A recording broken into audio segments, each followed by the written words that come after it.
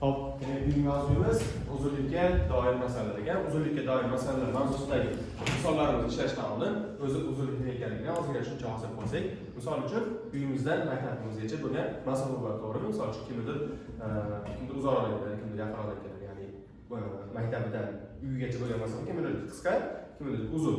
Shunga qarab uzunliklarimiz uzun kaltaligiga qarab, misol uchun uzunliklarimiz qanchadir metrda, qanchadir kilometrda aytiladi. Misol uchun, meni uyimdan maktabgacha bo'lgan masofa 18 kilometr. Misol uchun, kimdir agar misol uchun maktabimiz yonidagi domdan chiqib kelayotgan bo'lsa, misol uchun maksimal bo'lishi mumkin 80 metr yoki 70 metr. Shunga uzunlik qisqargani sari o'lchov birliklarini ham boshqa birlikda aytamiz. Misol uchun, nechidir kilometr demaymiz endi uni. Metr deymiz yoki detsimetr yoki santimetrda aytamiz. Endi eng kichik o'lchov birligimiz millimetr. Eng kichik o'lchov birligimiz millimetr. Undan keyingisi santimetr. Undan keyingisi detsimetr. Undan keyingisi metr. Undan keyingisi kilometr. Endi bu o'lchov birliklari bir-biriga bog'liq. Misol uchun, eng kattasidan eng kichigiga qarab borsak, 1 kilometr necha metr? 1000 metr. 1 kilometr 1000 metr. 1 metr. Necha metr? 10 detsimetr. 1 detsimetr.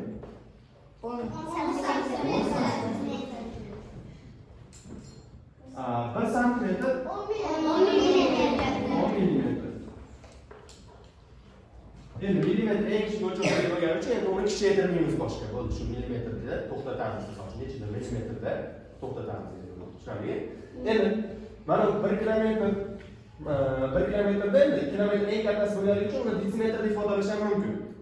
Endi 1 kilometr necha detsimetr desa, 1000 ni 10 ga bo'lib qo'ysak bo'ldi. Necha? 100 detsimetr. Tushunarli? Endi 1 kilometrni santimetrga o'tkazishimiz ham mumkin. Endi 1 kilometr santimetrga o'tkazgan bo'lsak, ko'paytirib qo'yamiz.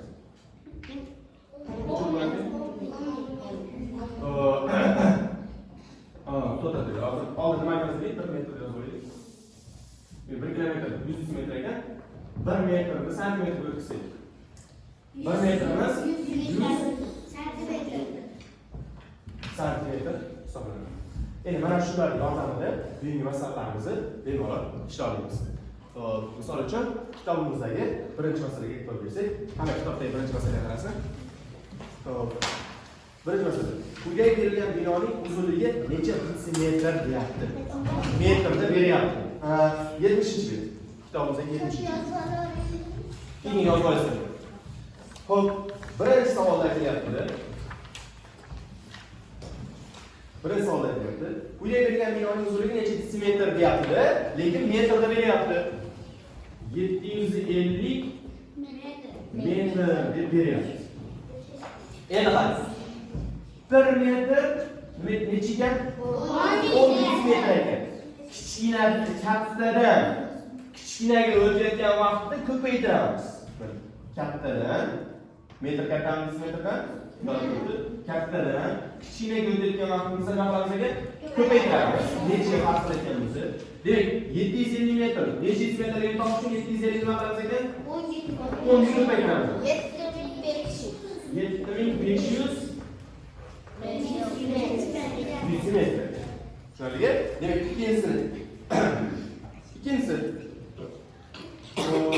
ikkinchisida ham metr berilyapti, ham detsimetr berilyapti. Ikkinchi masalamizda quyida berilgan jirafaning uzunligi necha santimetr deyapti. Ikkinchisida 5 metr va detsimetr berilyapti. Endi buni necha detsimetrligini topish uchun endi oldin metrdan nima qilishimiz kerak birinchi? Detsimetrga o'tib olishimiz kerak. Mana detsimetrga tegmay turamiz. Faqatgina metr qismini detsimetrga aylantirib olamiz. Demak, 5 metrni detsimetrga o'tkazish uchun 5 ni 10 ga ko'paytiramiz ekanda. Mana bu 1 ni qo'shib qo'yamiz. Chunki 1 detsimetrda xolos. Tushunarli? Qo'shsak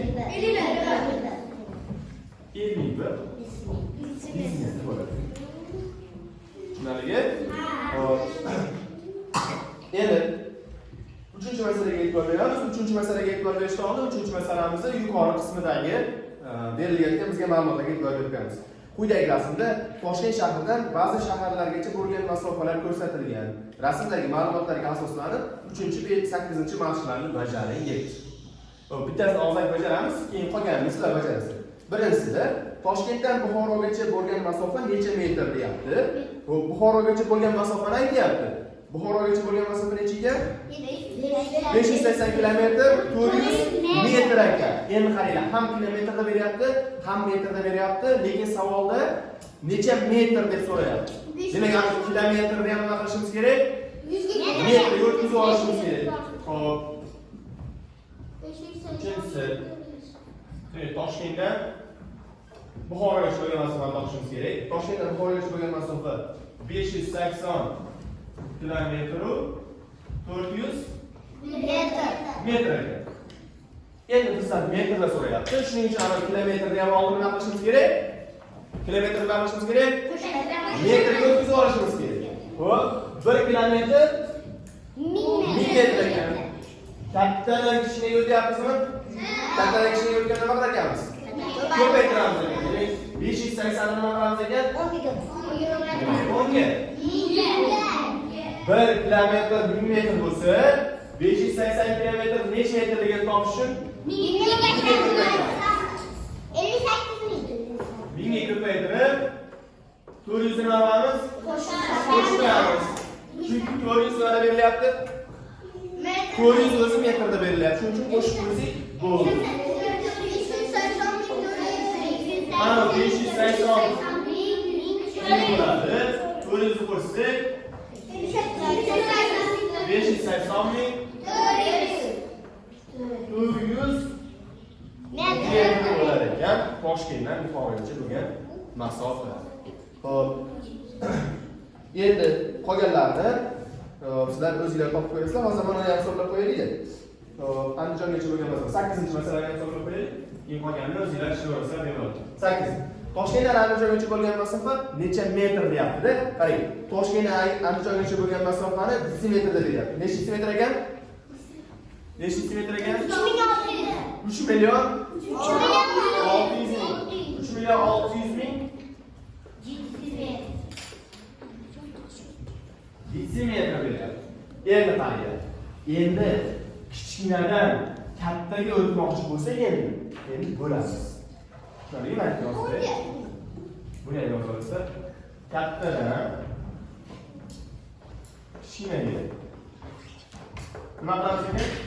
Bo'lamiz. Kattadan kichkinaga ko'paytiramiz.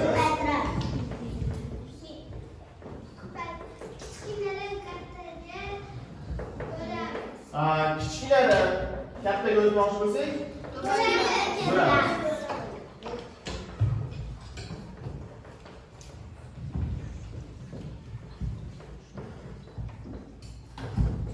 Demak, kichkinadan kattaga o'tmoqchi bo'lsak, bo'lamiz. Hozir desimetr metrdan kichkinami? Kichkina. Demak, nima qilamiz ekan? Metrga o'tish uchun nechiga bo'lamiz? Desimetrdan metrga o'tish uchun. 1 metr 10 desimetr ekan, demak 10 ga bo'lamiz ekan. Demak, 10 ga bo'lsak 3.600.000 ni 10 ga bo'lsak bitta nolni yoziladi. Bitta nolga kamayib qoladi. 1 3 4 5 7 1 3 4 bo'ldi. Shuncha 360.000 metr bo'ladi. Endi qarang. Agar bizdan necha kilometr bo'ladi deb desimetrni berganda sirasi kilometrga o'tib olmaymiz. Shuning uchun navbat bilan o'tkazamiz. Mana birinchi desimetrga o'tdik, to'g'rimi? Metrga o'tdik. Endi shu metrda kilometrga o'tkazib qo'yaylik. 360. Nima qilamiz metrda kilometrga o'tkazish uchun? 1000 ga bo'lamiz. 1000 ga bo'lamiz. Shuncha bo'lamiz. Chunki kattaga o'tyapmiz. Shuning uchun nima qilamiz? Metrdan kilometrga o'tkazib qo'yaylik. Demak 3600 360.000 metrda kilometrga o'tkazmoqchi bo'lsak 360.